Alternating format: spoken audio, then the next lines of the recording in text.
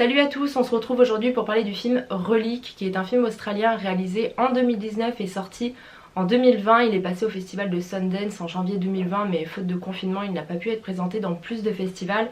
C'est le premier long métrage de la réalisatrice australienne Natalie Erika James, qui avait déjà réalisé 4 courts métrages auparavant. Ici, la réalisatrice choisit de nous parler de l'histoire de 3 femmes de la même famille, Edna la grand-mère, Kay la mère et Sammy la fille, qui vont se retrouver à devoir cohabiter toutes les 3 ensemble dans la maison de la grand-mère au fin fond de l'Australie rurale pour prendre une décision concernant la grand-mère. Au début du film, on comprend que celle-ci a disparu depuis plusieurs jours sans laisser de traces et elle réapparaît subitement en ne se souvenant pas exactement de ce qui lui est arrivé ni où est-ce qu'elle était, et elle paraît pour le moins étrange.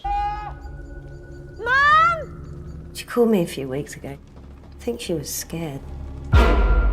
She thought someone was coming into the house.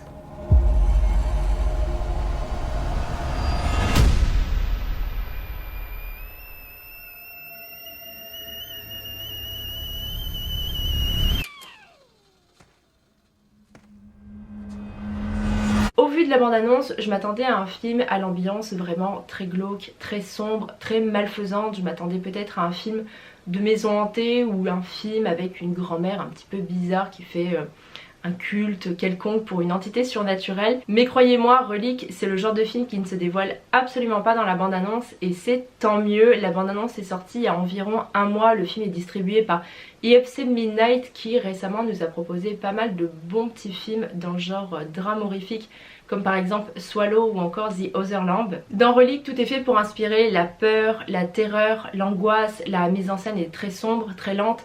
C'est un slow burn, donc on nous donne des indices, des pistes tout au long du film, mais la vraie révélation du film se fait en toute fin de métrage. C'est vraiment dans la scène finale que tout va se jouer. J'ai trouvé ça particulièrement intéressant parce que c'est le genre de film où on ne sait pas exactement où on met les pieds. Quand on commence à le regarder, on a l'impression qu'on va voir quelque chose de très précis, et au final, au fur et à mesure du film, on se retrouve un petit peu perdu, comme les personnages du film d'ailleurs. On suit ces 3 personnages qui sont proches mais qui ont pris leur distance depuis quelques années.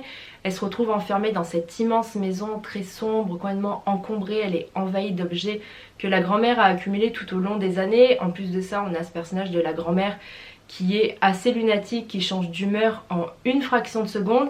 C'est typiquement le genre de film où on a l'impression de voir surgir une ombre, une silhouette, voire même un monstre sous le lit à n'importe quel moment. Mais absolument pas. Ici, on nous mène complètement en bateau, et moi c'est quelque chose que j'adore. Dans Relique, la véritable peur, c'est celle tout simplement de la vieillesse et de la mort. C'est avant tout l'histoire d'une femme qui est malade, qui a Alzheimer, qui commence à perdre la tête, qui commence à perdre l'esprit, qui ne reconnaît plus vraiment ses proches, qui ne se reconnaît plus vraiment elle-même.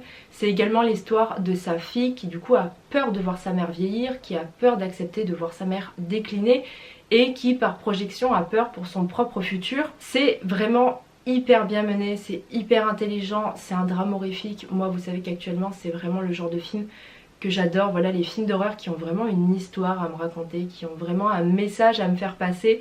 Je trouve ça hyper intéressant, surtout quand c'est fait ici de cette façon-là. C'est fait avec beaucoup d'émotion, beaucoup de tendresse, et c'est quelque chose que j'ai vraiment adoré. Parce que même si le film offre quand même son lot de scènes assez terrifiantes, assez angoissantes, parce qu'on sait pas très bien où on met les pieds, au final on se retrouve avec un film et une histoire qui sont très tristes, qui sont dramatiques, mais qui malheureusement sont réalistes. Et typiquement c'est le genre de film qui va vous donner envie de téléphoner à votre grand-mère juste après l'avoir vu. Et je dis pas ça parce que je l'ai fait moi-même. Mais en tout cas, c'est un film vraiment touchant qui peut correspondre à pas mal de personnes.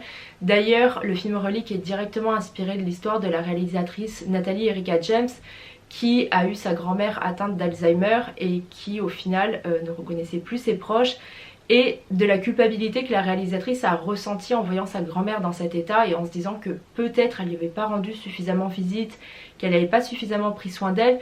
Donc c'est un film qui va faire écho peut-être à beaucoup de personnes. Donc si vous vivez une situation peut-être similaire à celle des personnages, ou si vous l'avez vécu, peut-être que ça sera un film un petit peu délicat à regarder, mais en tout cas c'est un film vraiment magnifique. Moi j'ai beaucoup aimé ce film là, parce que j'ai eu peur au début et parce qu'à la fin j'étais hyper émue. La scène de fin, elle est absolument magnifique et absolument unique. Elle mêle l'horreur et la poésie avec beaucoup de brio. Et quand je vous dis qu'elle est vraiment unique, c'est que je serais bien incapable de pouvoir la comparer avec une autre scène d'un autre film. Je pense que j'avais jamais vu une aussi jolie métaphore dans un film d'horreur. J'ai vraiment adoré. Dans l'ensemble, on pourrait peut-être comparer le film avec Hérédité d'Ari Aster ou encore Mr Babadook de Jennifer Kent, parce que ce sont des films d'horreur qui ont autre chose que de l'horreur pure et simple à proposer. C'est des films qui ont des messages à faire passer. Et quoi de mieux que l'horreur comme prisme de la peur. Voilà, on a tous des peurs qui nous touchent. Je pense qu'il y a la peur de la mort et de la vieillesse. C'est des peurs qui sont assez universelles. Et quoi de mieux que l'horreur pour nous mettre ça en scène. J'ai trouvé ça vraiment hyper intelligent. Voilà, comme l'avait fait Jennifer Kent avec Mr Babadook, pour parler tout simplement du deuil. Voilà, elle avait utilisé le film d'horreur, elle avait utilisé une image un petit peu surnaturelle pour parler de ça. J'ai trouvé ça hyper intelligent. Et ici, la façon dont c'est fait, voilà, c'est comme Mr Babadook, on nous donne quelque chose, une espèce d'entité surnaturelle, on nous donne des petits indices qui nous mènent sur une fausse piste. Voilà, ici j'ai passé tout le film à me demander ce que j'allais voir, quelle allait être la résolution, la révélation du film. Par exemple, je me suis raccrochée au fait que la grand-mère a pour passe-temps de fabriquer des bougies. Je me suis dit, bah, peut-être que si elle fabrique des bougies, c'est parce qu'elle a un espèce de culte satanique dans les bois ou quelque chose comme ça. Et au final, absolument pas. Et c'est pareil, le fait de montrer de façon horrifique le comportement de la grand-mère, c'est hyper intelligent parce qu'en fait, son comportement a rien d'irrationnel ou de surnaturel. C'est juste que c'est une grand-mère qui perd la tête et qui du coup est pas super cohérente. Et on aimerait presque qu'il y ait une explication surnaturelle pour expliquer son comportement, alors que bah juste non, c'est juste son esprit qui décline. Et vraiment, ce film est magnifique. Mais comme je vous disais, si vous êtes dans une situation peut-être un petit peu similaire, peut-être que ça risque d'un petit peu trop vous toucher. Mais en tout cas, c'est un film à voir absolument. Ça fait vraiment partie de ce genre de film d'horreur que moi j'adore. Vraiment j'adore ce genre de film là.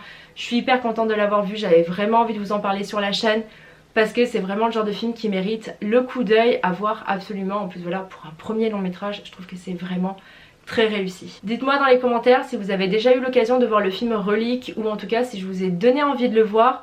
N'oubliez pas de me laisser un petit pouce en l'air si la vidéo vous a plu pour m'encourager dans mon travail, ça me fait toujours super plaisir. Si vous n'êtes pas encore abonné à la chaîne, c'est le moment de le faire. En attendant, vous pouvez me retrouver sur Facebook, sur Twitter, sur Instagram, sur YouTube. Et je vous dis à bientôt pour une prochaine vidéo. Salut!